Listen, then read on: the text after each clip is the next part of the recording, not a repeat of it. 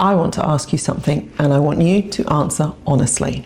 Has your accountant ever handed you a set of financials showing a profit, a real one, not a rounding error? And you sat there and thought, oh gosh, that can't be right, because the bank account tells a completely different story. If so, you're not confused, you're not bad at business, and you're not missing something embarrassingly obvious. You're experiencing one of the most common and least explained realities of small business finance. Profit and cash are not the same thing. And until you understand both of them, and more importantly, how to manage both of them, your business will always feel just slightly behind where it should be. I'm Alexandra Bromham, CA, founder of Ventabel Garum and author of The JAR Principle. This is episode 2, and today I'm going to make this distinction completely clear with a real worked example and a simple tool you can use this week. So let's start with what profit actually is. Profit is a measurement. It tells you whether your business is working, whether you're charging enough, whether your margins are healthy after costs. It tells a story about performance, and it is entirely based on accounting standards. Cash, however, is completely different. Cash tells you whether there is enough money in the bank on the day it's needed to be able to pay your suppliers, your rent, the ATO, whoever you need to pay. Profit tells you the story of your business model. Cash tells you whether your business will survive long enough for it to matter. And here's why it does matter so much. Your accountant prepares a P&L. That P&L is created using the accruals method, which means that invoices are recorded on the day they are raised, not on the day that you receive payment for them. And expenses are recorded on the day they are incurred, not on the day the money actually leaves your account. So this means when your accountant says to you July was profitable, what they're actually saying is the invoices you raised in July minus the expenses you incurred in July equals a positive number, which is useful information, but not the whole truth. Because if your biggest client takes 90 days to pay and that invoice is raised today, it's going to take another 90 days for the money to actually arrive in your bank account.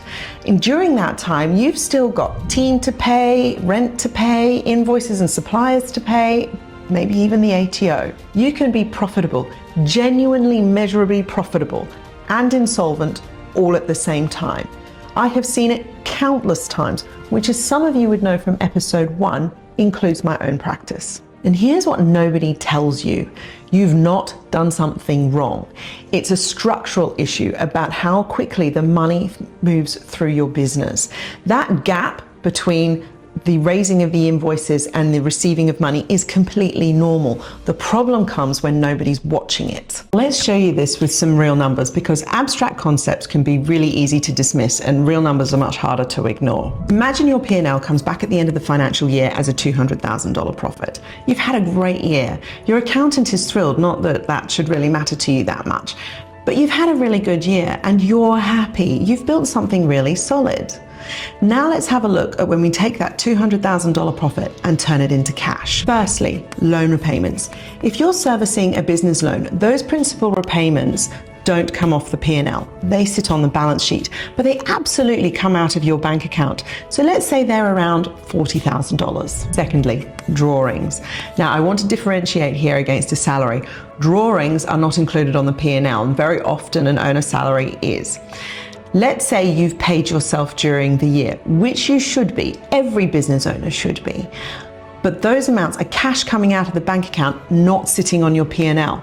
Let's say that comes to around about $80,000. Thirdly, tax installments, pay-as-you-go installments, GST, FBT, all cash obligations which sit off the P&L or are paid before your annual tax is even calculated.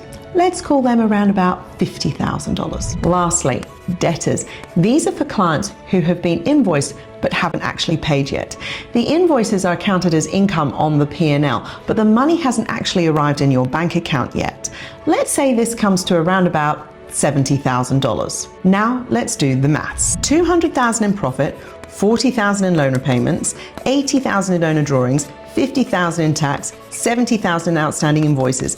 That's 240,000 in real cash demands on a $200,000 profit. Your P&L says you had a great year, but your bank account tells you you're $40,000 behind. That's not failure. That's not even mismanagement. That's the gap between accounting and reality. And it's the reason why so many business owners who are profitable at the end of the year still feel broke. Now that you can see the gap, let's look at what widens it, because there are 3 habits that almost every single business owner has that quietly makes the profit cash gap bigger every single month. Trap number 1, treating invoices as cash. The moment you raise an invoice, it appears as income on your P&L and sits in accounts receivable on your balance sheet. But until the money actually arrives in your bank account, it's really just a promise to pay. So the fix is really simple. Write the payment dates for your invoices on your cash flow calendar instead of the invoice dates. I will include a link to the cash flow calendar in the description box below. Next, introduce staged billing. So you take a deposit at the start of the job and then payments along the way as milestones are achieved. And lastly, include a payments box on every single invoice that you issue. Xero makes this really easy. Every day a client delays paying you is a day that they are using your business as their bank. Trap 2, ignoring obligations that sit off the balance sheet. Loan repayments, GST remitted but not actually paid yet. Super obligations on this month's payroll, pay-as-you-go installments.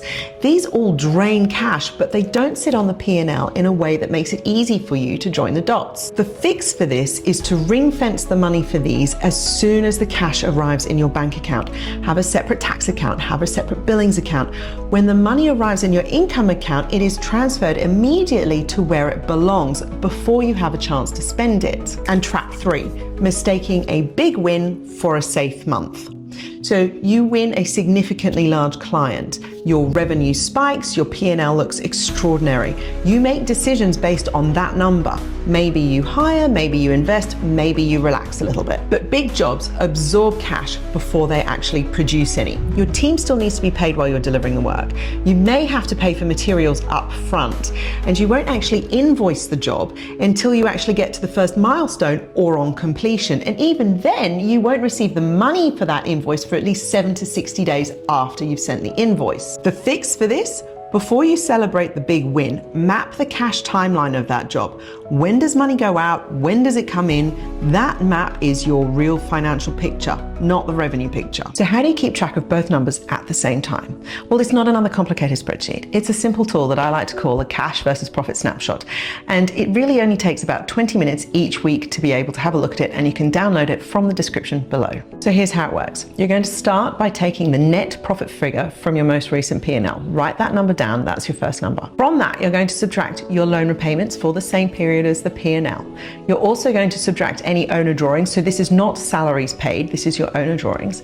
You're also going to subtract any tax obligations that you may have. So this may be GST that's been remitted and not yet paid, or any FBT, or any pay-as-you-go installments, anything like that. You're then also going to subtract your debtors. So this is where invoices have been raised for clients, but the money hasn't actually been received yet. The number that you are left with is your cash reality, not your accounting reality, your actual operating reality. For some business owners, that number is going to be less than your profit. So for some, significantly less.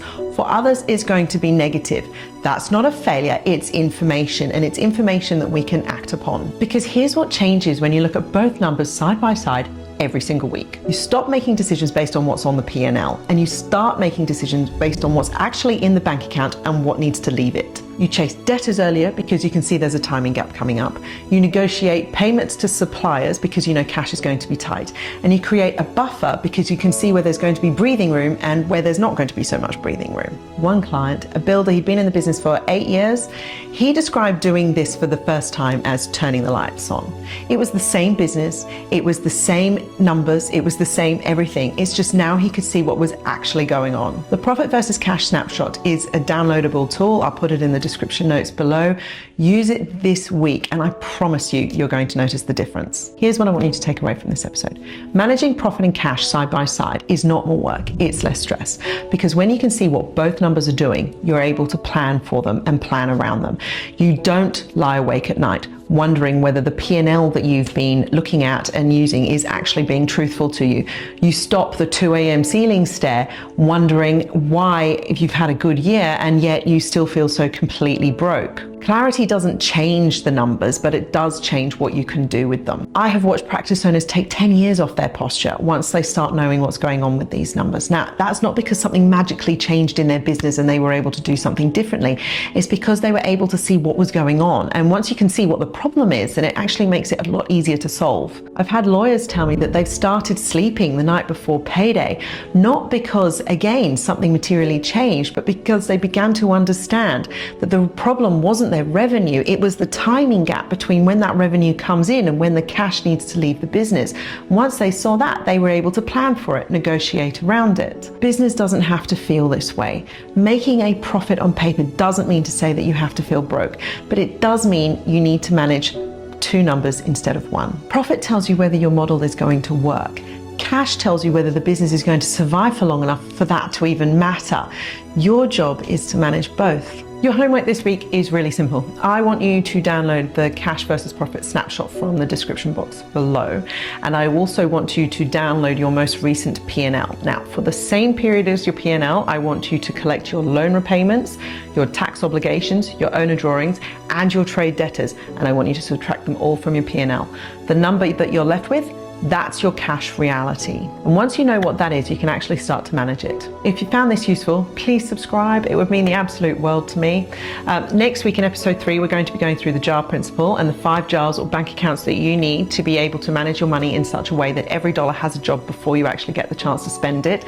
And what that does is it stops the gap that we've been talking about today from getting any wider. I remember the first morning I really understood this profit versus cash gap. And I mean really understood, not just the theoretical that they teach us and we see through clients when they come in to work with us. That was the first morning that I stopped being afraid of Ventus financials, because it meant that I could see the problem, and problems are easy to solve once you know what they are. And that's what episode 2 is all about. I'm Alexandra Bromham. This is the JAR principle, and I really hope that I see you again next week.